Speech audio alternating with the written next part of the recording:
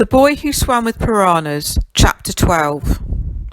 Annie stood at the door and called Stan's name as he walked off down the road. Should she pursue her dejected nephew, or should she turn back and try to calm her husband? She teetered on the doorstep. Other eyes watched Stan, those of Clarence P. Clapp, Esquire. The daft van was hidden half in an alleyway at the end of the street.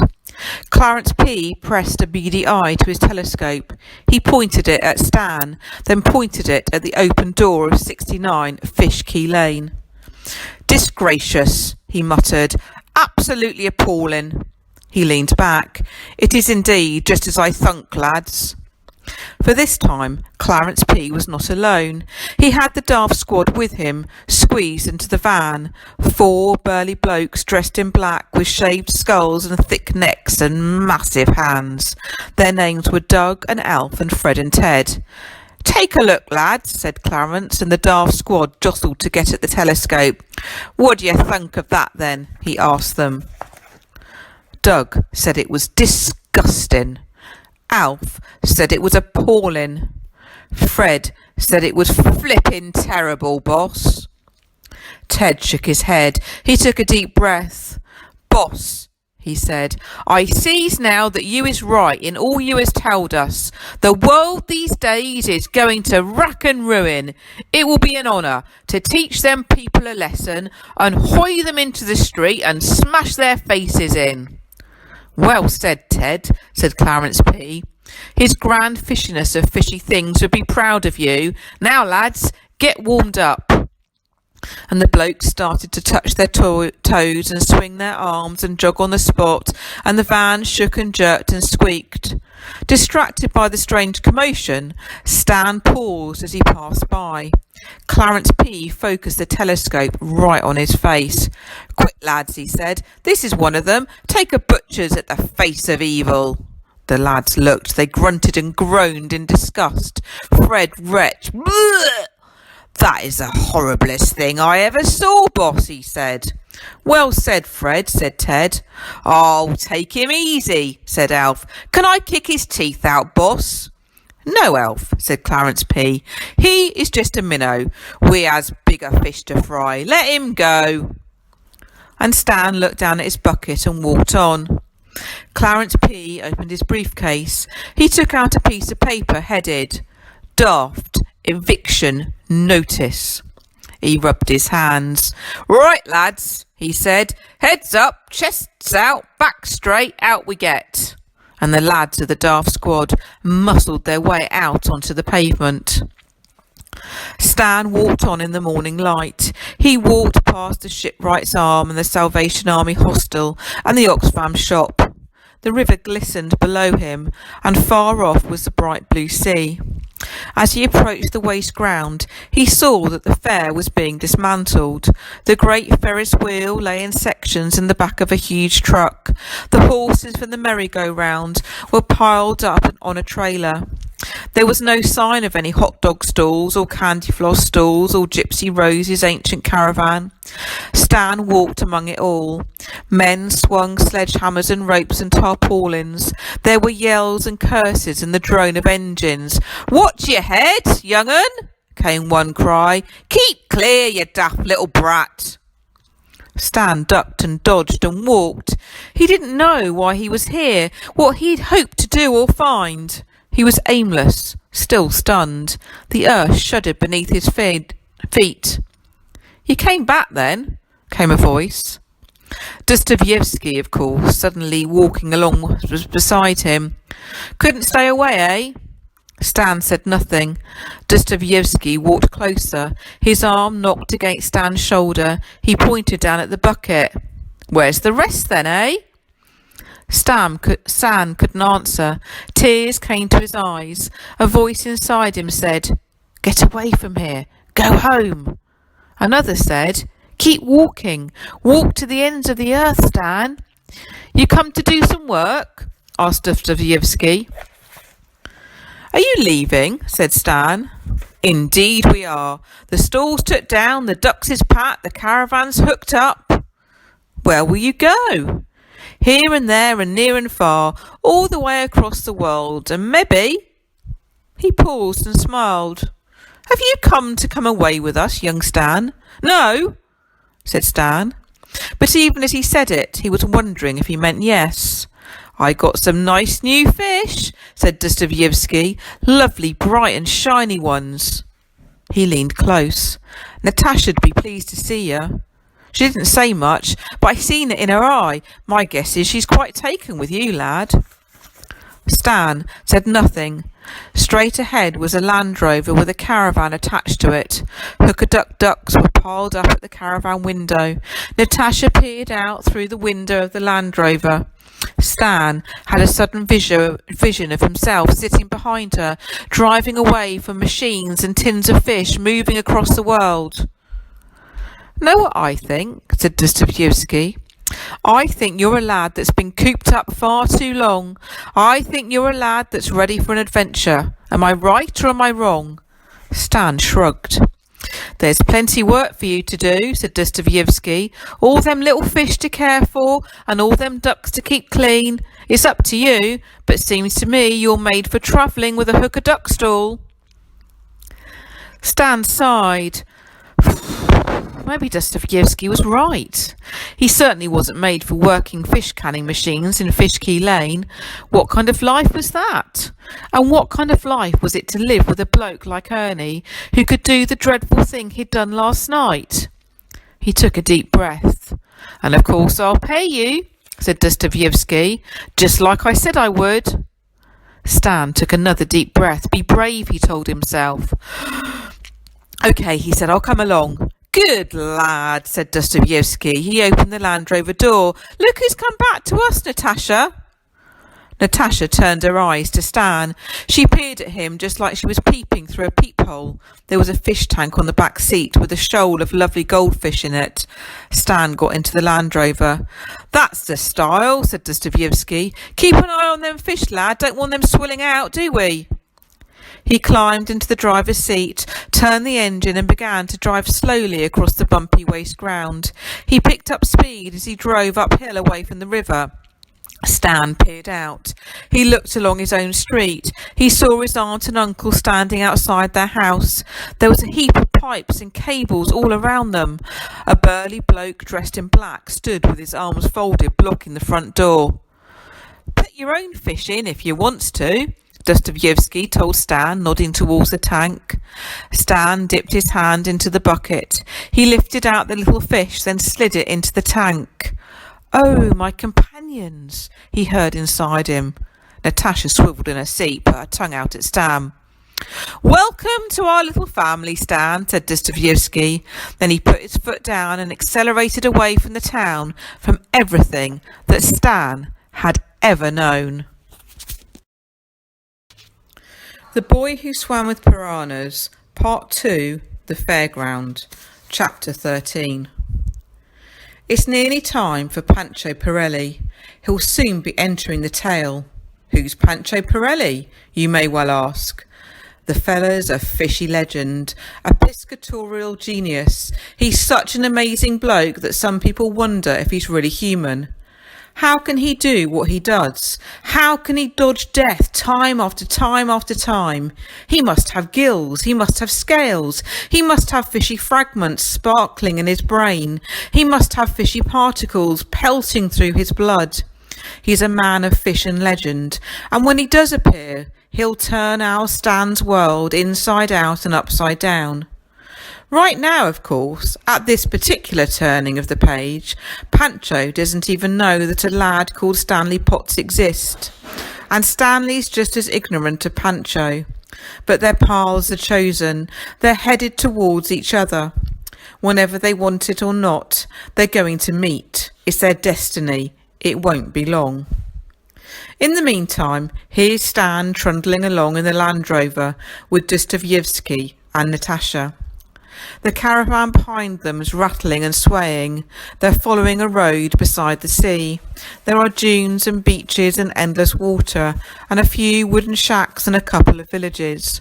The sun shining in the blue, blue sky, and the sea's glinting and a breeze is blowing, and there are boats dancing on the swell, and Dostoevsky's happy as can be. This is the life, Stan, he calls out. The open road, the world's our oyster. We're wild and footloose and we're fancy free. He swerves to avoid a pothole in the road. He beams at Stan in the rearview mirror. What do you think, asks Stan? How's it feel to be fancy free? Stan looks away. He dips his fingers in the tank. He watches the dunes streaming past. He's already starting to wonder if he's done the right thing. Why did he turn his back on everything he loved? What on earth got into him? Natasha swivels in her seat and grins. He's blubbing, she says. No, I'm not, says Stan. Dostoevsky regards the boy. It's natural to be blubbing, he says. You'd be blubbing yourself, Natasha, if you'd done what he's just done. Is that it, asks Stan? Are you having second thoughts? Are you, Stan? Stan tries to control his voice. He tries to avoid Natasha's eyes. No, he says, but his voice is hardly more than a whisper. Are you missing your folks? Continues Dostoevsky. Stan meets the man's eye. Just a little bit, Mr. Dostoevsky, he says at last. Natasha stifles a giggle. Dostoevsky winks at Stan in the rearview mirror. I know you must be, but never mind, he says. You'll soon get used to being with us. You'll soon get used to being wild and free. Ain't that right, Natasha? Yeah, snorts Natasha. Stan looks down. Be brave, he tells himself. And you'll soon forget about the folks you left behind, says Dostoevsky. Ain't that right, Natasha? Yes, snaps Natasha. Yes, he will. That's right, says Dostoevsky. So stop your worrying, son. We're your family now and we'll look after you. He puts his foot down. The engine roars. The Land Rover and the hooker duck caravan thunder on. Stan leans back in his seat. He tells himself that he has done the right thing. He tells himself that all will be well. He tells himself he must be brave. But he has to keep on, squeezing back the tears.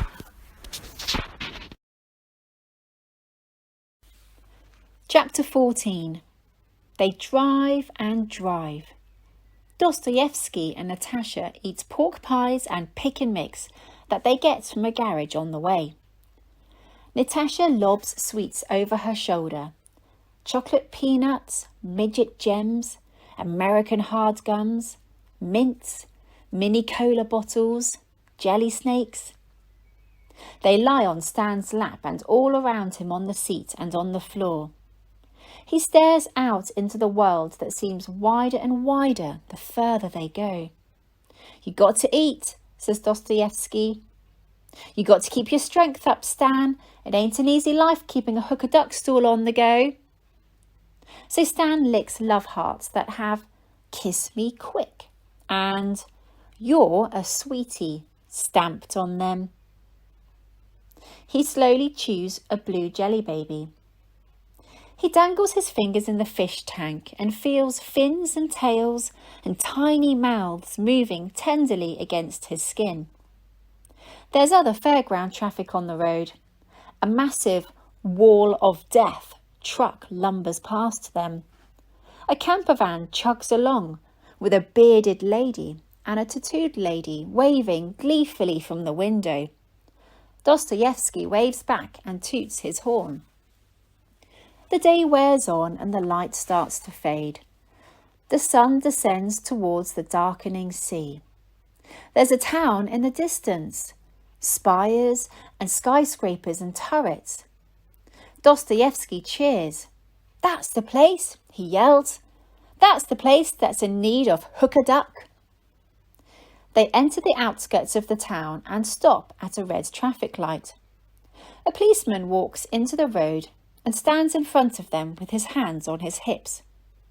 Best behaviour, Stan, hisses Dostoevsky. The policeman strolls to the driver's door. You with the fare? He says. Correct, officer, says Dostoevsky. Name?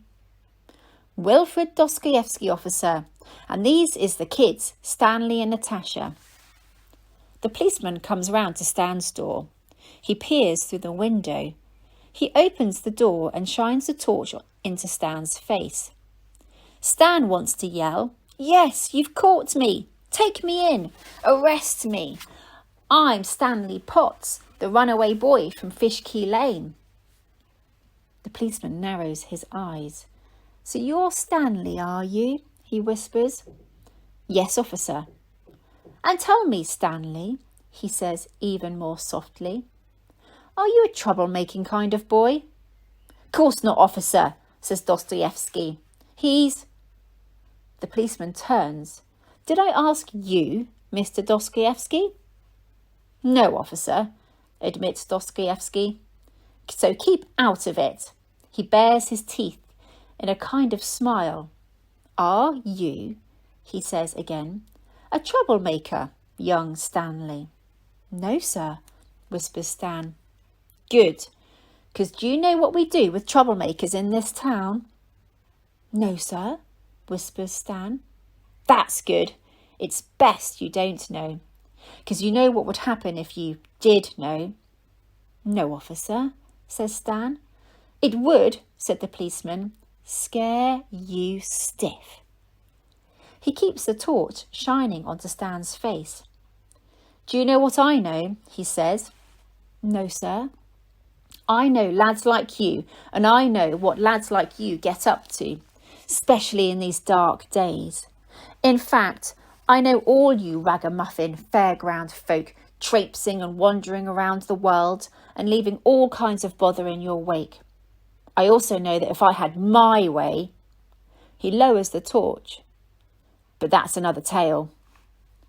The traffic is building up. A car horn sounds. The policeman leans back. He shines the torch towards the car that's just behind. "Sorry, officer," comes a frightened call. "My mistake. Didn't see you there." The policeman scribbles something in a notebook. He points towards a side road with his torch. He glares at Dostoevsky. "That's where we're sending you lot," he says. "Down to the waste ground, down to where the dumps are. That's where your silly fair'll be happening. That's where you'll stay, there and nowhere else. Once it's over, says Dostoevsky, we'll clear up and we'll be on our way." "Correct. And if there's any trouble, then we'll pay." "I see you've been in this line of work a long time, Mr. Dostoevsky." "Man and boy," says Dostoevsky. The policeman sneers and shakes his head. "What a stupid waste of life. Go on, get going. And I don't want to see you and your troublemaking kids again. Go." Dostoevsky drives on into the dark, potholed side road. "It's always the same, Stan," he says. "They treat us like an affliction when they should welcome us as a blessing. Take no notice." There are overhanging trees and high hedges on either side. The road becomes a slippery dirt track. Then it opens up into a space where fires burn and smoke curls up into the sky. There are Land Rovers and caravans and dogs scampering and kids running and music playing. "Here we are," says Dostoevsky. "We'll take care of you, Stan, me and my Natasha. Won't we, love?" Chapter 15. Now here's the thing about Stanley Potts. He hasn't exactly had it easy, has he? Life hasn't been a bed of roses. He's hardly traipsing down a primrose path. It ain't quite been a piece of cake. No way. But the thing about Stan is he's got the single most important thing, a good heart. And if you've got a good heart, like most kids have when it comes down to it, then you'll survive. So here's Stan with his strange new family in a bumpy field in a far-off town, and he's surrounded by a bunch of what some folk would call vagabonds and weirdos. Dostoevsky parks the caravan. They wander through the field.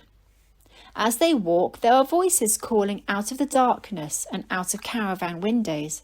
"It's Dostoevsky and Natasha. How you doing, Wilfred?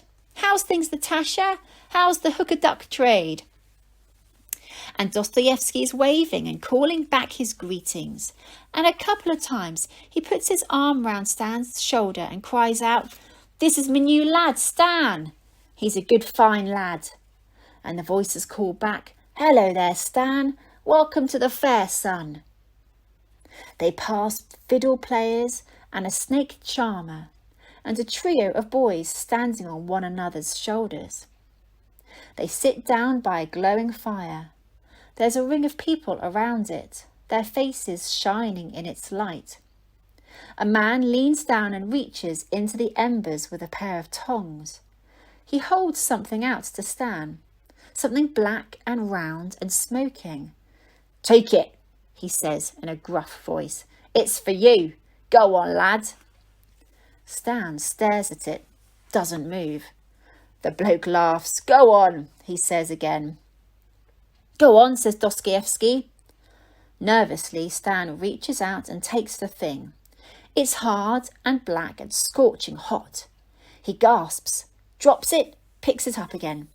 The people around the fire laugh. "Chuck it up and down," instructs Dostoevsky. "It'll cool it." So Stan throws it up and down and rolls it around his palm. "Now crack it open," says the bloke. Stan presses with his thumb. It's still mad hot, and he can still hardly hold it. But he presses again, and the thing cracks open.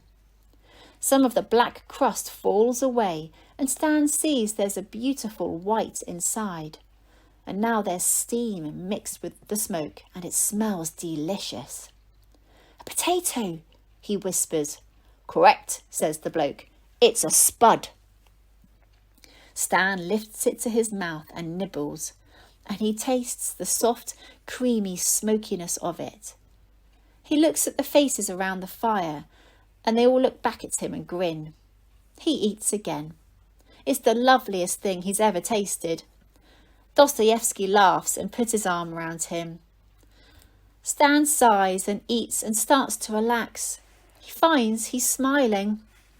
He looks at Natasha, and she seems happier and a little bit prettier. They continue to sit there. They eat more spuds.